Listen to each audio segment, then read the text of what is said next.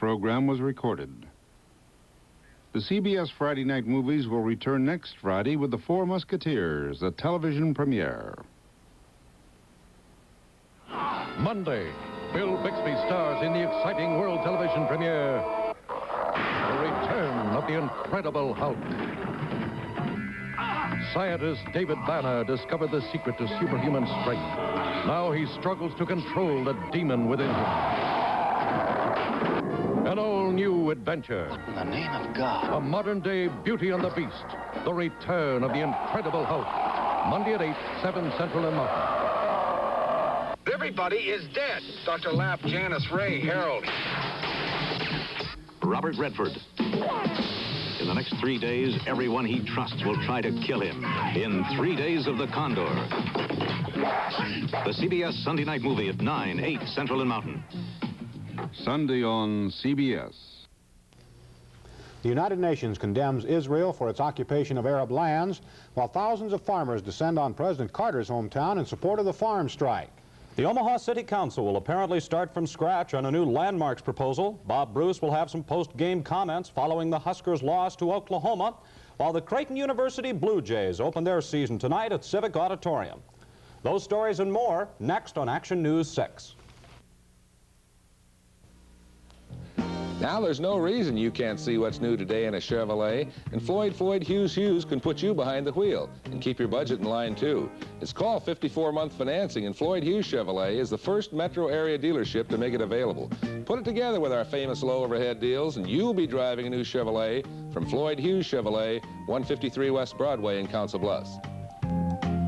At Floyd Hughes Chevrolet can do. Floyd Hughes Chevrolet can do.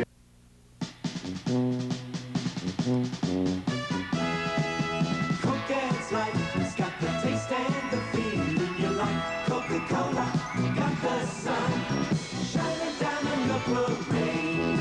Wow! Beat your drum now, sing your song. Coca-Cola, moves it along.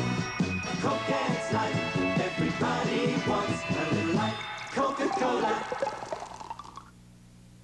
This is it, going on now at all Virgie's locations. Virgie's Anniversary Sale. Merchandise at special discounted prices at Virgie's Town & Country in your area. At 1030, see Forever Fernwood.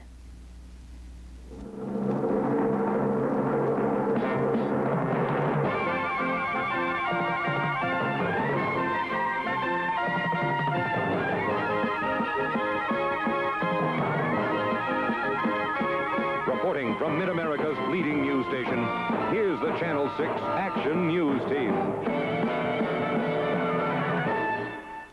Good evening, I'm Walt Dean. And I'm Gary Kerr. The United Nations General Assembly voted overwhelmingly tonight to condemn Israel's continued occupation of Arab territories. The vote was 102-4, with only the United States, Canada, El Salvador, and Israel voting against the resolution, which has no binding effect. There were 29 abstentions. Before the vote, Israel's ambassador to the UN, Haim Herzog, warned that passage of the resolution would be an obstacle to peace in the Middle East. In the light of Egyptian President Sadat's visit to Israel, Herzog said diplomats should, as he put it, reject fanaticism and hatred and give peace a chance. Meanwhile, Israel announced today that it has discovered oil, apparently a lot of it, along the coast of its occupied Sinai territory.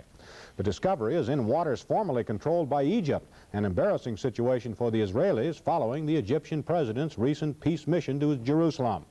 But a huge column of smoke was produced as the Israelis flared the well, and they could no longer keep the discovery a secret.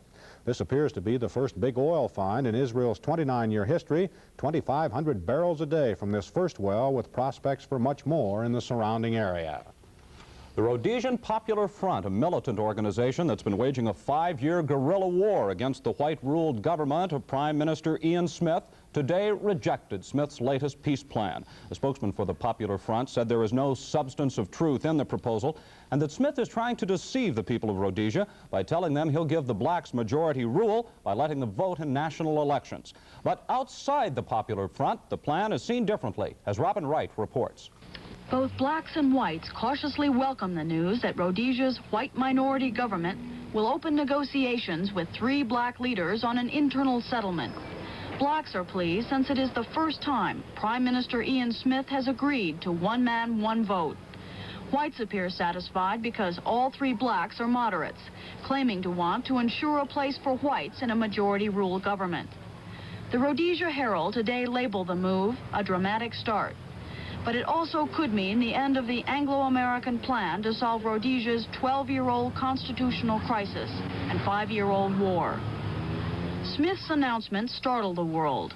At a press conference, he explained the reason for the dramatic decision. It is time we got on in Rhodesia and came to some finality so that we can bring to an end the kind of madness which exists today, where Rhodesians are killing Rhodesians. Spokesmen for all three leaders today indicated acceptance of an invitation to talks. The talks are by no means conclusive.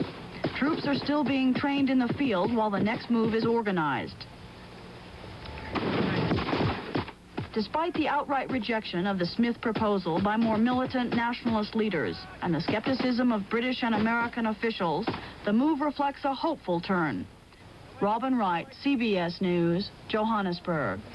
Although the U.S. State Department called the plan a step in the right direction, UN Ambassador Andrew Young dismissed it as no proposal, one which would actually intensify the fighting.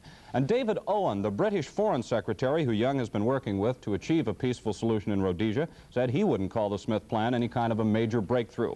Owen said it's a good idea, but he said it's still unclear exactly what Smith is after. A strike by the nation's coal miners appears imminent, while a planned strike of another kind produces a rally in President Carter's hometown. Those stories in a moment. Now, here's First Federal Lincoln with the bill-paying plan that will change your financial lifestyle. How does it work? Take the best of a savings account, its interest-earning power. Now add the best of a checking account, its bill-paying convenience. Now pay it your way, in person, by phone, or by mail. This is First Federal Lincoln's bill paying that pays you to pay your bills for you. Stop by any First Federal Lincoln office. First Federal Lincoln wants to help your dreams come true. It's a price-cutting rampage. The Nebraska Furniture Mart's Wild Furniture Weekend. For 3 days only, the Nebraska Furniture Mart cuts prices as never before on famous name carpeting, appliances, bedding, furniture, and accessories. Come see the bigger-than-ever